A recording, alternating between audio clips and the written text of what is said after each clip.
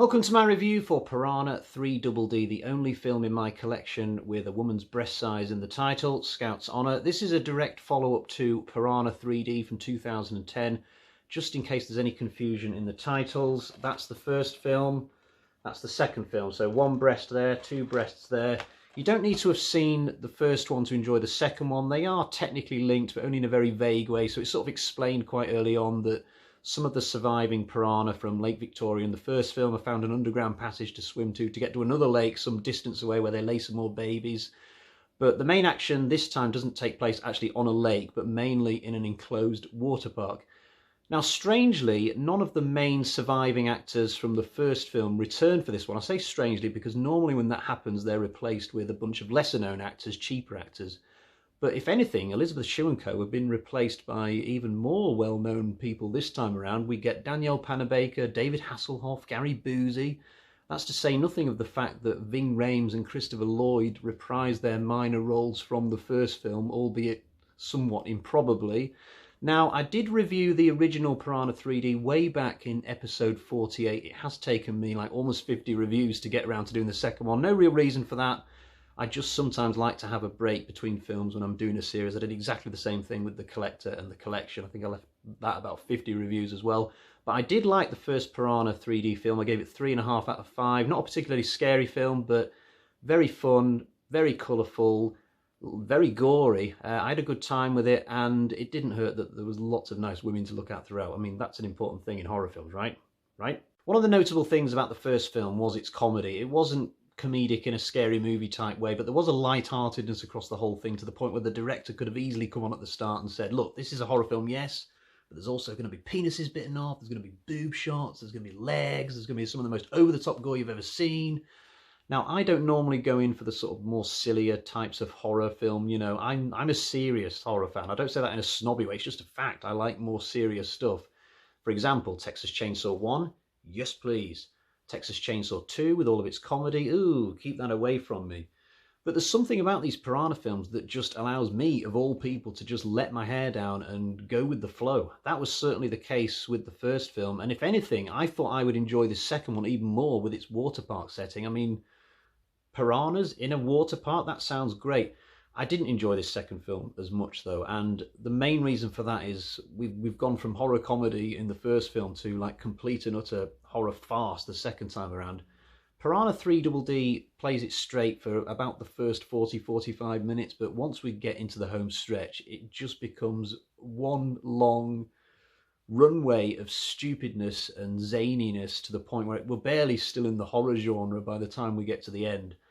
And I'm actually quite surprised that I didn't come out of watching this completely hating it. I bet there are loads of people out there who watched this film and gave it like 0 out of 10 in their own minds. I'm not one of them, and it's quite bizarre that I thought I would hate a movie like this, but I didn't. The main reason for that is the quality of the actors on show. Those 5 names I mentioned earlier, I've seen all of those guys and gals in other things and really enjoyed those performances in those other things. And having them all bunched together here just gives what might have otherwise been a very trashy, throwaway horror film some value to me. It makes it watchable, makes it rewatchable.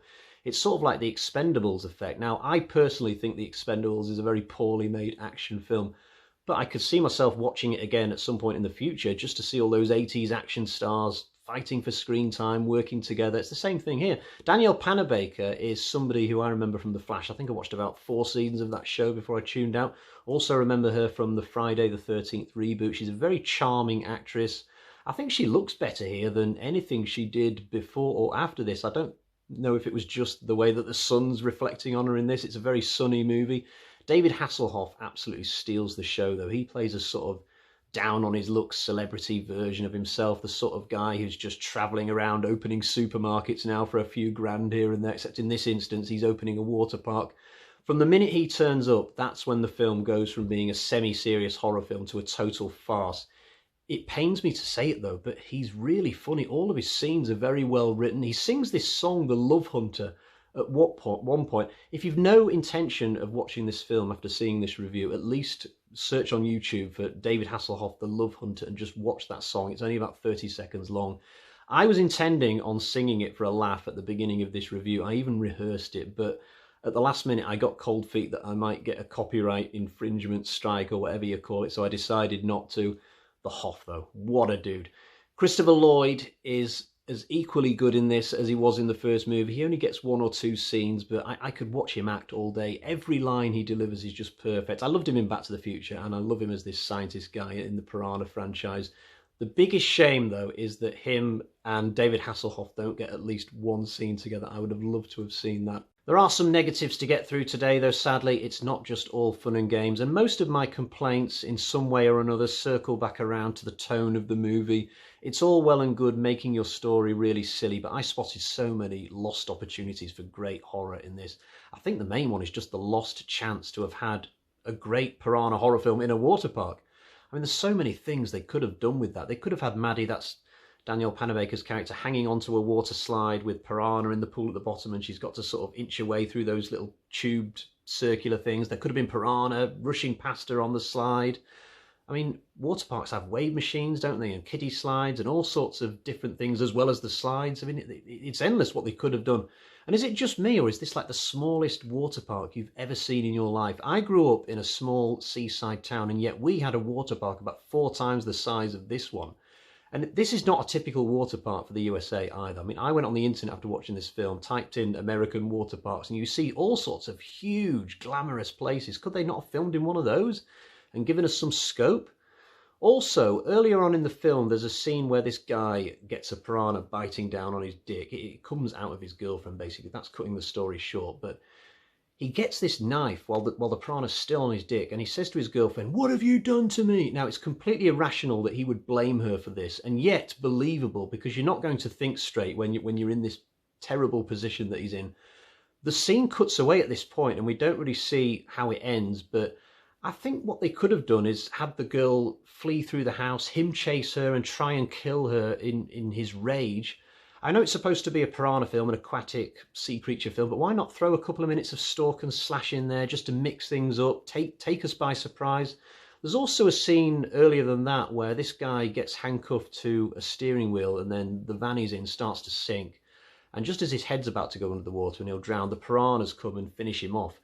I thought to myself, why not just let him drown? That would have been horrific, you know? And people would still maybe even be talking about that death after they've seen the film, because if you watch this movie and somebody drowns like that in a really kind of accidental way, the next time you go and park up at the beach, you'll be talking about that with your girlfriend and be like, "Oh, be careful about that clutch," you know, but you're not going to be talking about trying to stay safe from the piranha, because most of the time you go to the ocean or the lake that there are no piranha. Going back to the scenes at the water park, I sort of implied just now that there isn't much horror that takes place there. There is a lot of horror. People are dying in abundance from piranha bites, but compared to the Spring Break massacre from the first film, this one isn't shot as well.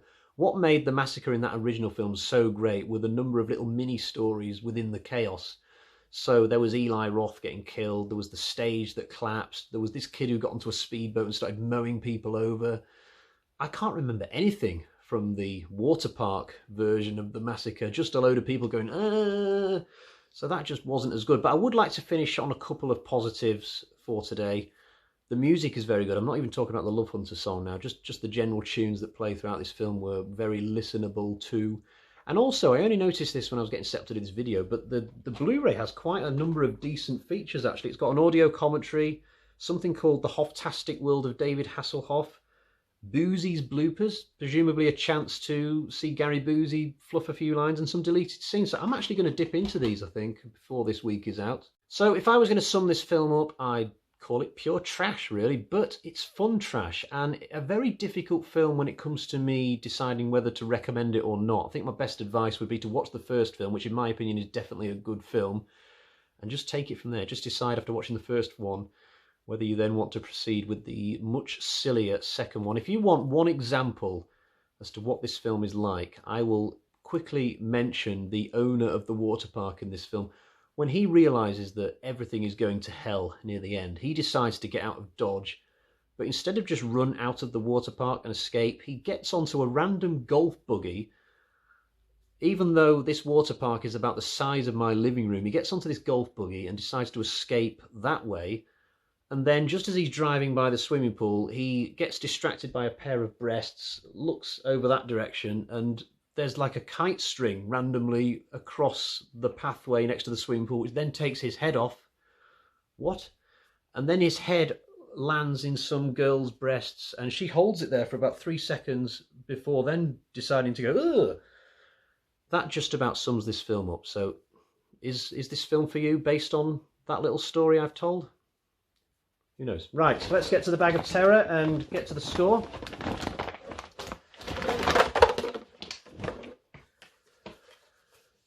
I'm going to give Piranha 3DD a couple of bloody axes. That's far from terrible. That makes it watchable, just not particularly great. I would have been curious to see what a third movie would have done. Sadly, this film did not make a lot of money in its kind of dual run on VOD and in the theatres, but there you go.